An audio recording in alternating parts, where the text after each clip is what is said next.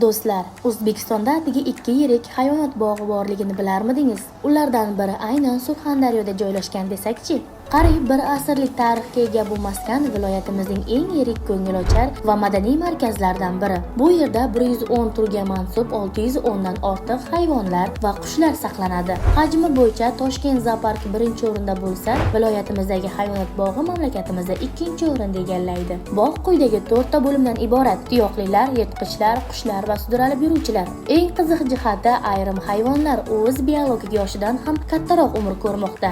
Odatda 25-30 yil umr ko'radigan, ammo yoshi 40 dan oshgan va to'zi zotli qizilbuqa bunga misol bo'la oladi. Bu esa ularga berilayotgan mehr va to'g'ri parvarishdan ekanligini isbotlamasmi? Bu yerda parvarishlanayotganlarning 46 turi qizil kitobga kiritilgan. Xullas, bu maskan bolalar uchun ham, kattalar uchun ham unutilmas taassurotlar manzili. Tabiatni sevuvchilar uchun esa haqiqiy ilhom maskani.